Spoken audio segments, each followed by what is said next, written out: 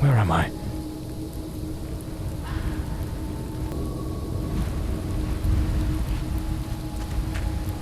I know it's following me.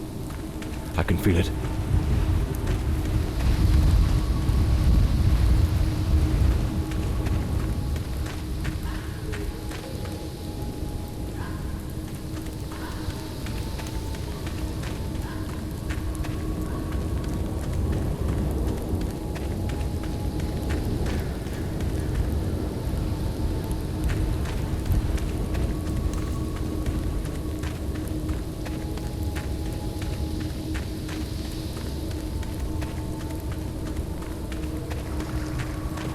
Sound.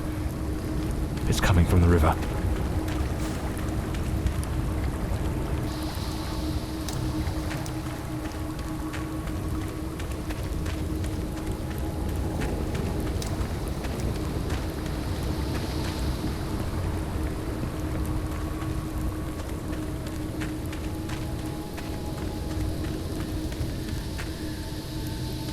If it catches me, it will show no mercy.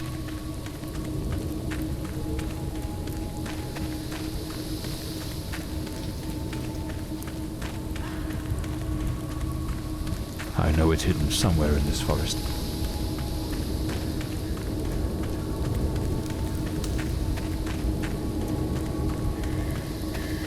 I should be able to see its light soon.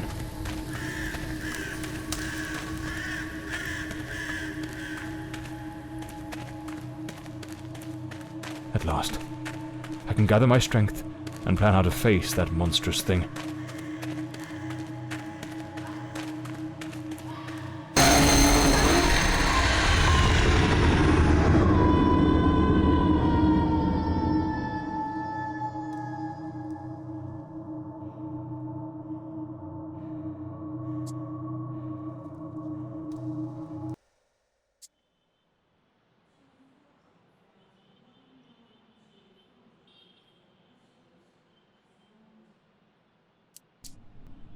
The name's John Morley, private detective, and today is a momentous day. After enduring the most exquisite tortures at the hands of those blasted nurses, and being pumped full of enough medicine to fell an ox, today I'm finally free. Who would have thought that the case of the Red Shoes murder would end the way it did? A stormy night, soaked to the skin, wrestling that brainless killer on a rooftop. Then a slip and a 5-story plunge. It appears you're awake at last. We had considerable difficulty rousing you earlier this morning, so I deemed it best to let you rest a while longer. I bring you good news. The latest test results are favourable, and the doctor has authorised your discharge. You are now officially ready to go. I have placed your belongings on the table. Oh, and a lady stopped by this morning with some clothes from the dry cleaner.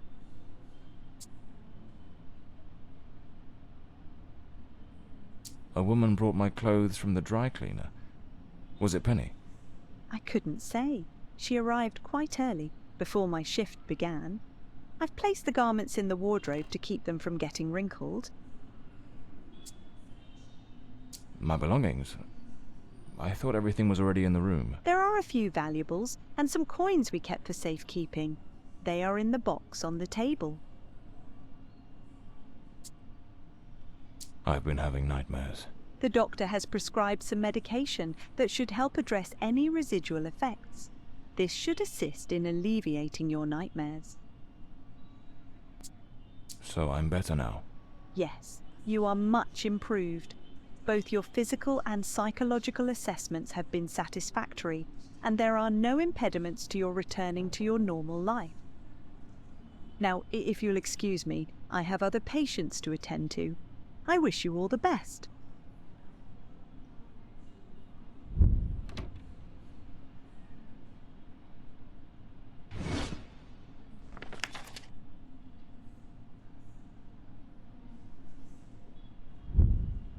Story of my life. That's me, the bloodhound Morley.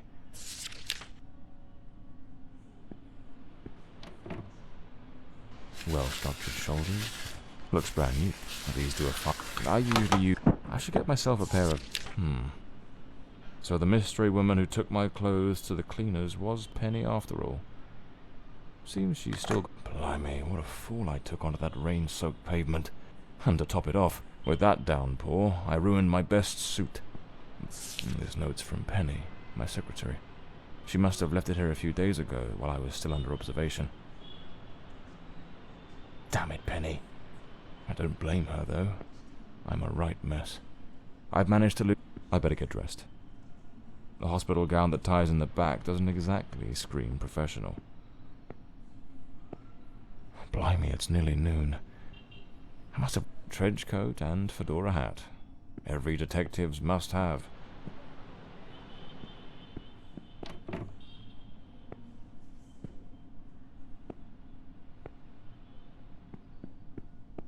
I'd better hurry up.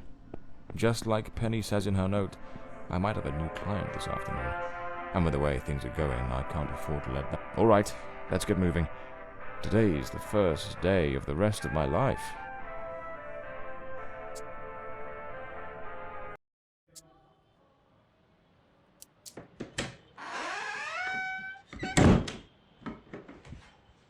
Back again. Feels like stepping into a forgotten paradise. Everything has got that same old charm, and yet feels oddly new. This hospital stint's given me a bit of a new outlook. Maybe I'll take it a shade easier from now on, sticking to cases that don't demand a trip to the morgue.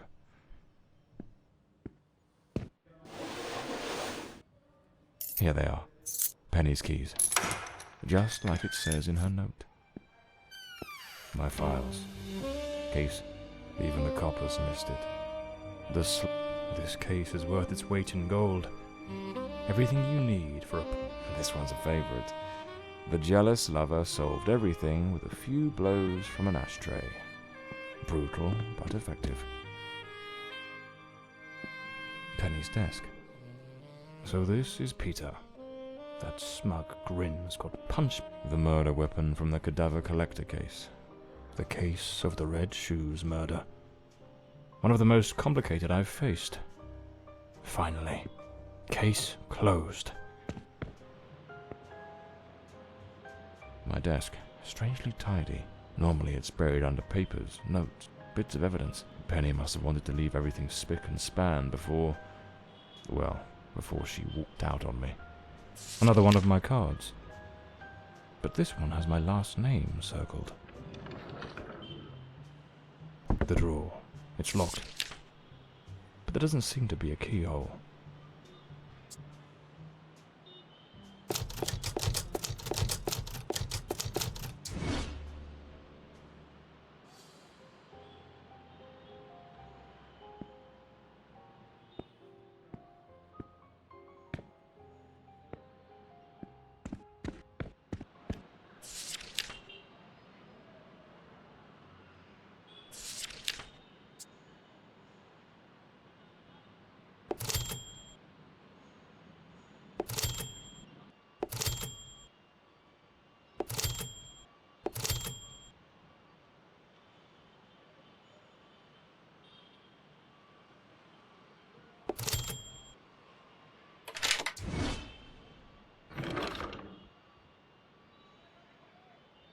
The Scarlet Page. I trust Penny didn't go snooping through my things while I was away. Oh, my apologies, madam. I didn't hear you come in. I was a bit distracted. Good afternoon, Mr. Morley. I trust your assistant informed you of my visit as promised. My apologies. I was rather engrossed and didn't notice your arrival. To whom do I owe the honor of this meeting? Lady Margaret Fordside, the 4th Countess of Bloomsbury. Lady Margaret, could you tell me what brings you here today? How can I assist you? I shall endeavour to be as candid as possible. 20 years ago, when my daughter was just 18, she was brutally murdered. It happened at our family estate, Bloomsbury Manor. Someone slipped into the house unnoticed, and upon reaching her room, delivered 5 fatal stab wounds to her chest, lungs, and heart. The police, eager to close the case, hastily blamed and condemned 2 violent thieves who clearly had nothing to do with her death. The investigation was closed, and justice was never served. I am prepared to offer you £30,000 if you take on this case, and a further £30,000 if you can solve it and bring the true killer to light. Tell me, Mr. Morley, will you accept this case? I understand your distress, Lady Fordside. But before I commit to anything, might I trouble you with a few questions? By all means, Mr. Morley. Ask whatever you must.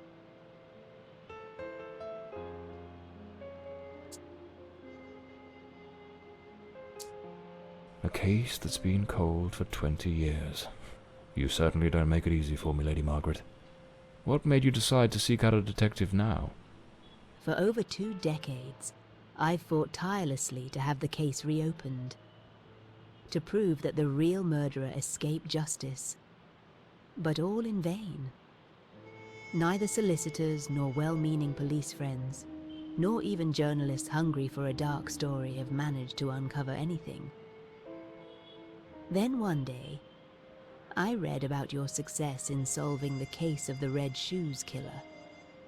Regrettably, I also learned of the unfortunate incident that left you hospitalized with grievous injuries. On the advice of your secretary, Miss Penny, I waited patiently for your recovery. And now, here I am.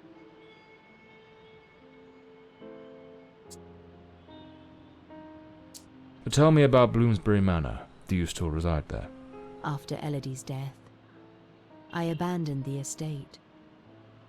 I couldn't bear to remain there, to live within those walls. Even now, when I visit the manor, it still feels as though I can hear her footsteps echoing through the halls, her voice humming that old melody, the delusions of an old woman who has mourned her daughter for far too long, Mr. Morley. No mother should ever have to bury her child. Should you accept the case, Bloomsbury Manor would likely be the best place to begin the investigation. I shall not impede your work, as I now reside at Bedford Square, in the heart of the city.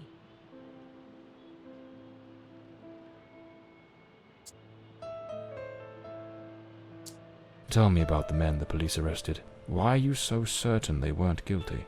2 days after the murder, the police arrested a pair of violent thieves who were terrorizing the county at the time.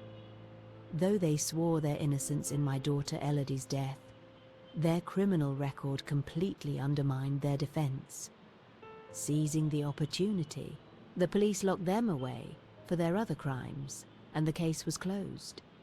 But what has always struck me as suspicious is that nothing was stolen on the night my Elodie was killed. If those thieves were truly the culprits, why would they murder her and then leave without taking a single piece of silver? It doesn't add up, Mr. Morley. Tell me, were there any witnesses? Did anyone see or hear anything? It happened at midnight. The house was practically empty at the time, with only a few servants and a guest who was sleeping in the west wing. I was the only one who might have heard something, as my room was next to hers. Unfortunately, I had taken a sleeping draught and fell into a deep slumber. It is a decision I shall regret for the rest of my days. Well, I believe I have all the information I need to get started. I accept the case and will begin the investigation immediately. I'm pleased to hear that. My butler will bring you the £30,000 tomorrow morning. Now, if you'll excuse me, I have matters to attend to. Once you uncover the culprit, contact me at once, and I shall promptly deliver the remaining £30,000. Please, Mr. Morley, unravel this harrowing mystery that has tormented me for so long.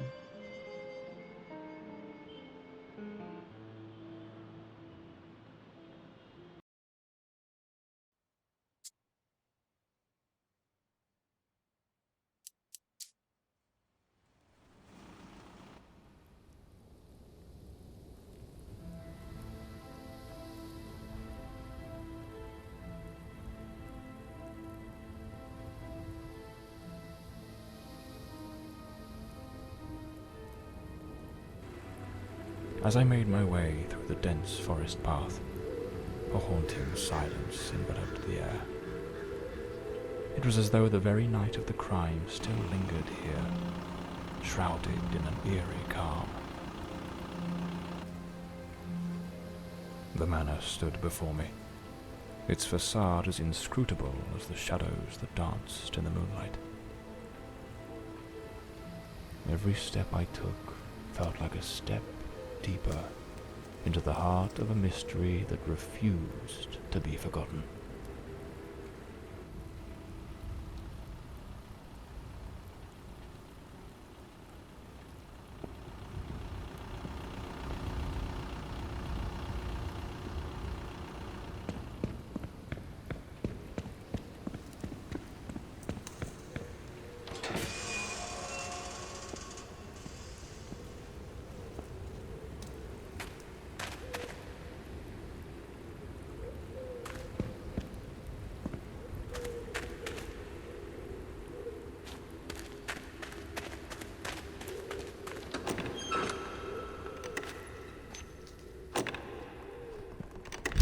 Not a sound. The stillness feels heavy, like it's hiding something.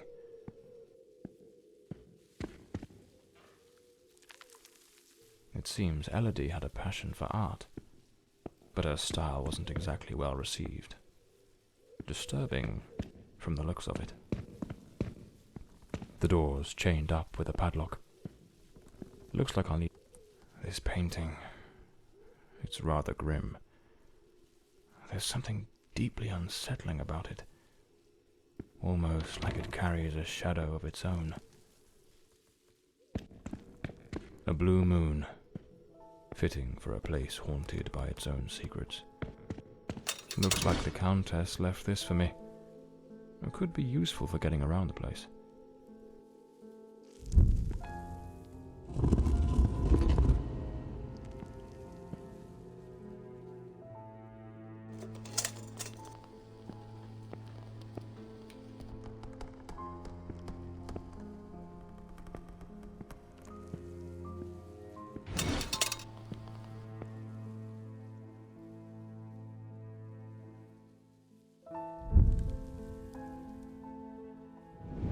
So, the housekeeper left a note for the countess, asking her to meet here on the day of the murder.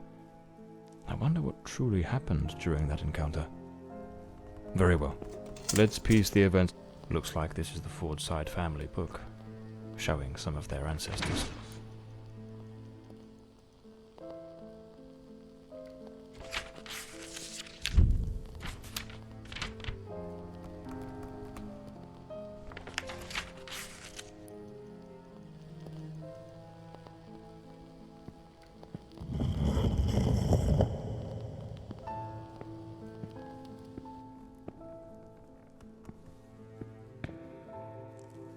The lock has been concealed. This door must open by some other means. The Fordside family crest, a rampant dragon, a time-honoured symbol across European heraldry, particularly among the English and the Welsh.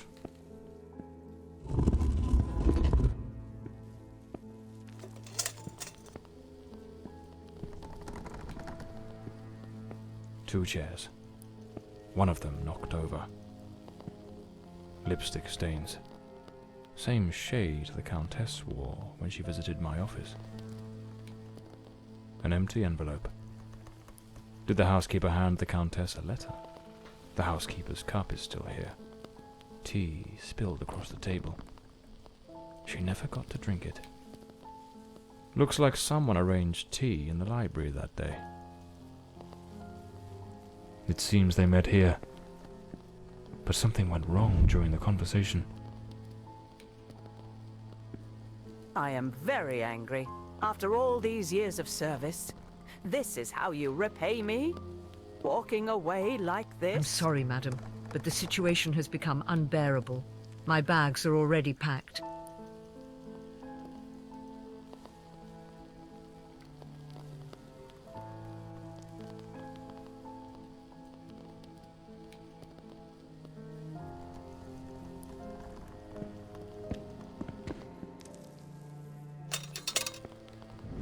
The countess threw the housekeeper out in a fit of rage. In her haste, the housekeeper forgot one of her bags. What was it that unsettled the housekeeper enough to abandon her post so suddenly?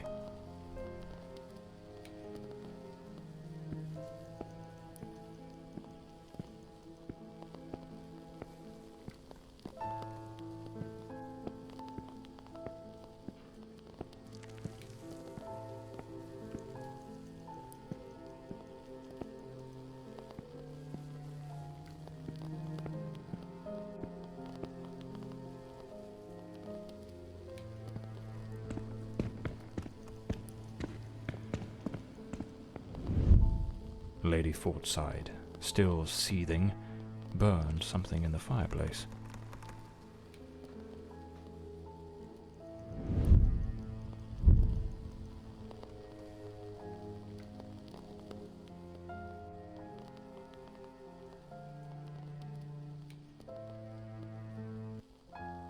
The housekeeper resigned. Seems something, or someone, troubled her greatly.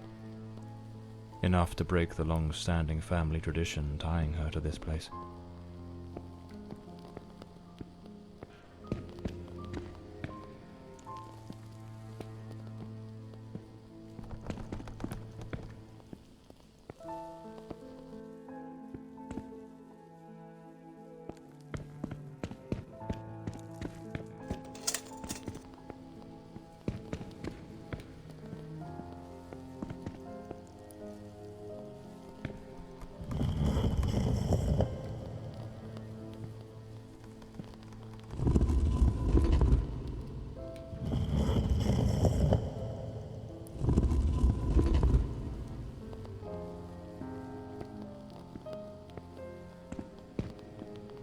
A globe resting in a beautiful wooden stand.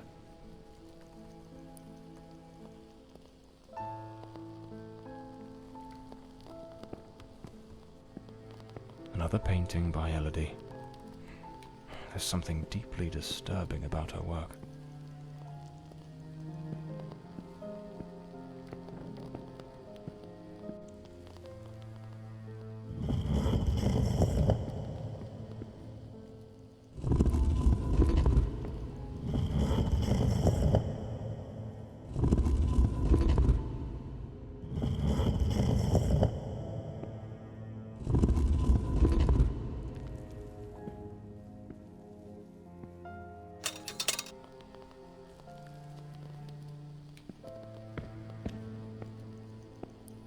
It seems Lord Fordside was a renowned sculptor, though his works were somewhat sinister.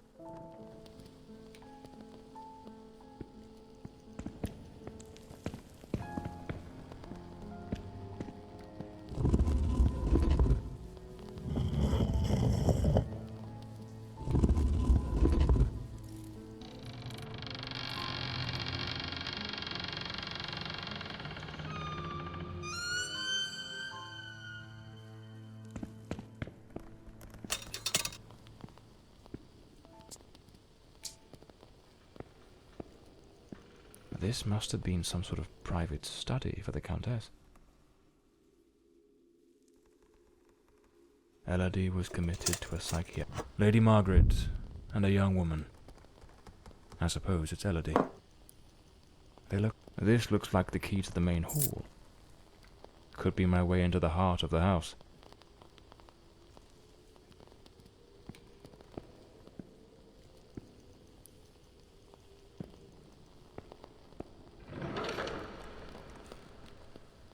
A British passport. Lord Fordside was undoubtedly a man of the world. An old pocket watch. It probably belonged to Lord Fordside, Lady Margaret's husband.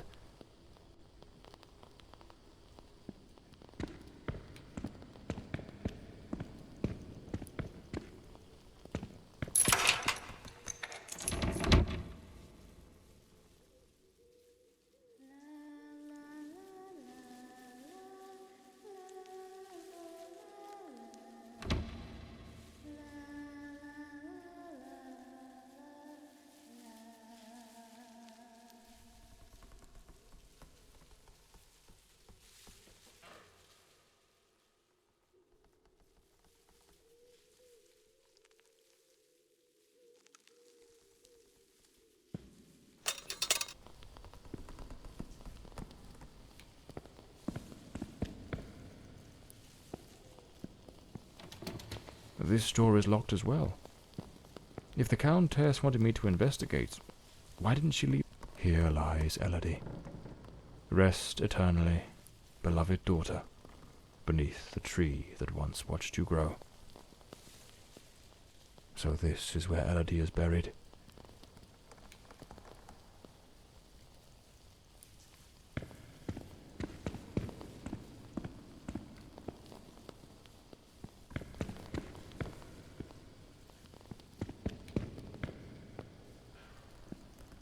Layers of dried oil paint, left untouched for 20 years. This door appears to lead out to the back garden. locked with a padlock. I'll need to find the key. Looks like some sort of clue. Trace the tree's journey from birth to decay. Follow the path of the artist in a thoughtful display. Arrange the 4 stages and the door will obey. Unlock the path.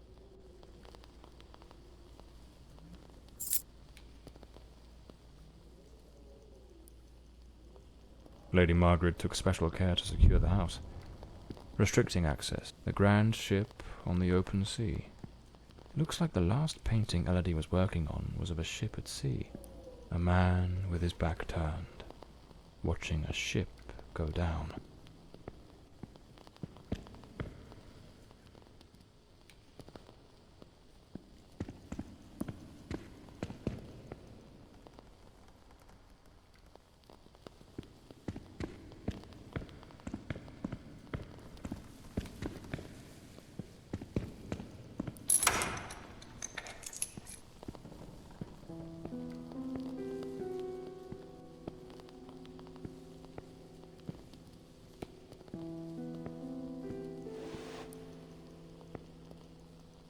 Some of these paintings are really dark and sinister.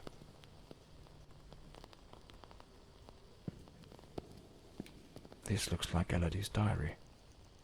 Let's see what her last entries reveal.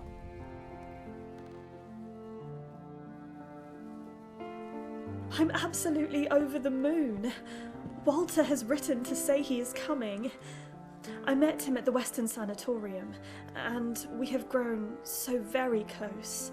He was there recovering from the trauma of a shipwreck, where he tragically lost his companions.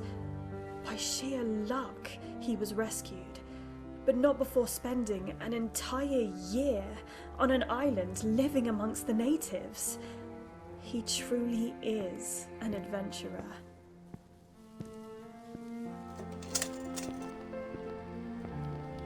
A young woman screaming in the middle of the darkness. I'm so happy. Walter has finally arrived. I must admit, I am utterly captivated by him. I invited him to visit, and he gave me his word he wouldn't fail to come as soon as he was able to leave. And now he's finally here. I can scarcely contain... Looks like a commercial seaman's yearbook. Damn it, it's not here. It's simply not here. This must be the Countess's handwriting. What was she searching for? Oh, they looked so in love. So happy. I wonder what became of Walter after Elodie died.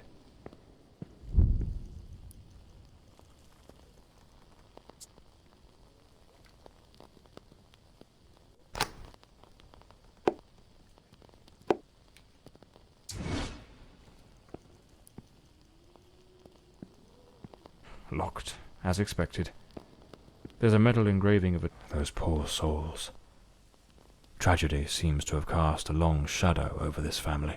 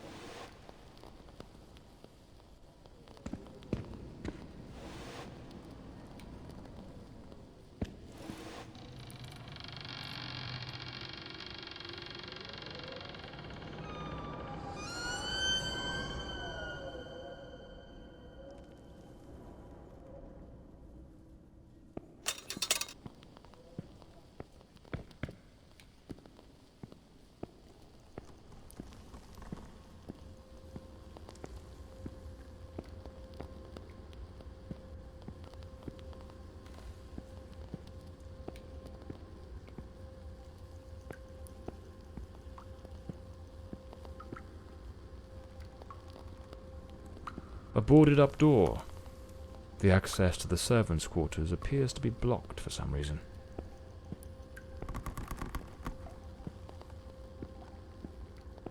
Something definitely happened here. Was it a struggle?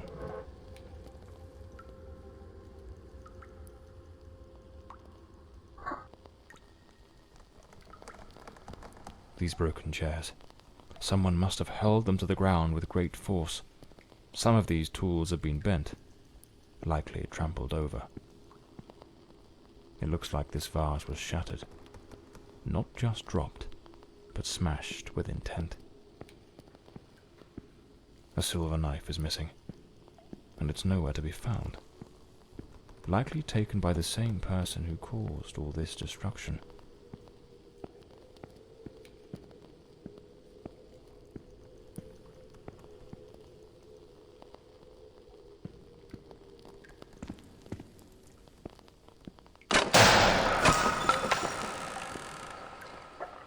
Looks like the crowbar is broken.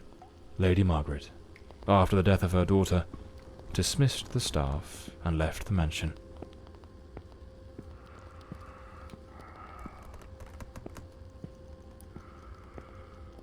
A pair of blood-stained scissors stuck in the sink basin. Deeply unsettling.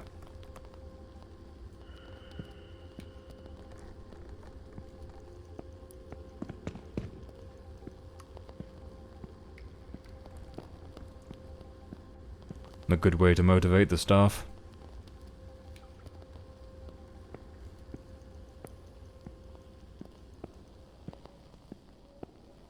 A backgammon board.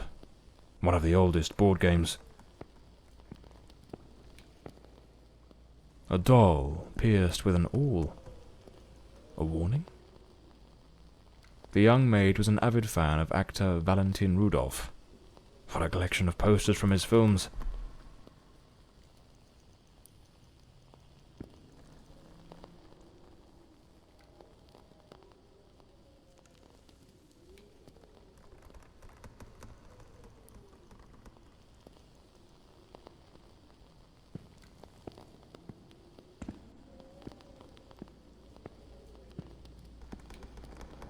Miss Marver apparently knew her way around the tarot. What a dreadful spread, and what a chilling omen it revealed. Evil approaches. It will bring death, and lay ruin to the house and all who dwell within.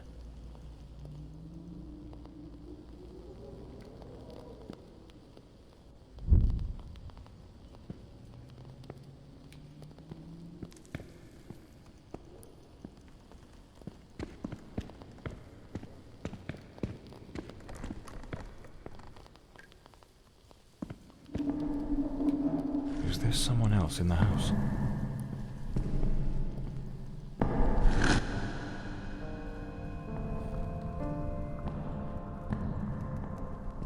Who the devil is that man? He had a knife. I'm completely in the dark here. I don't think he saw me.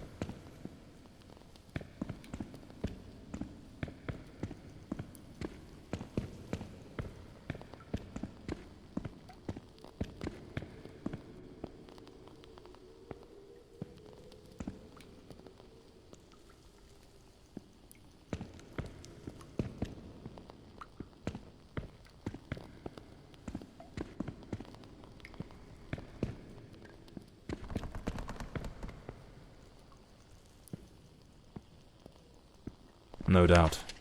This is the cook's room.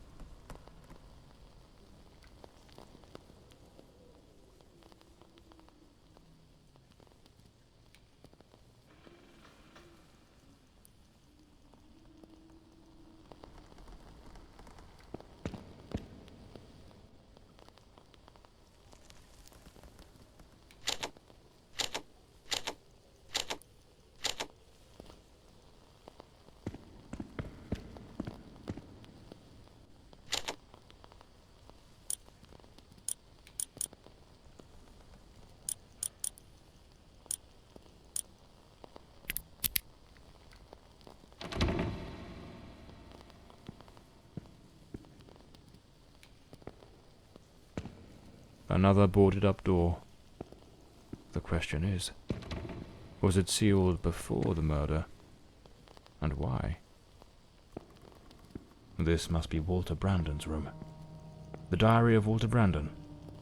Perhaps it holds some clues about who he was, and what his involvement in this case might be.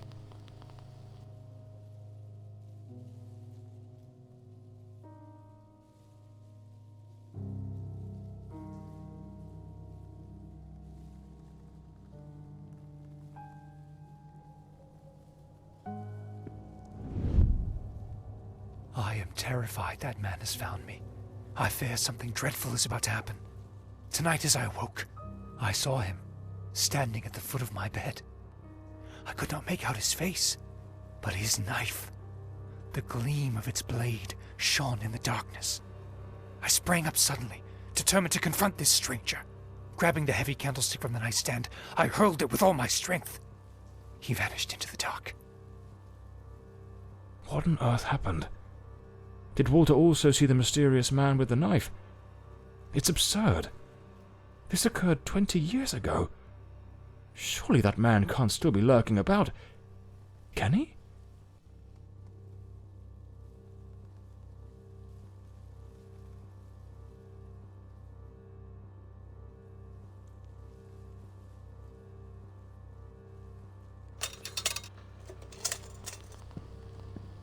A compass and a sextant. Tools of a sailor. An empty bottle. It smells of good rum. A model ship. Mr. Brandon must have felt a deep yearning for the sea.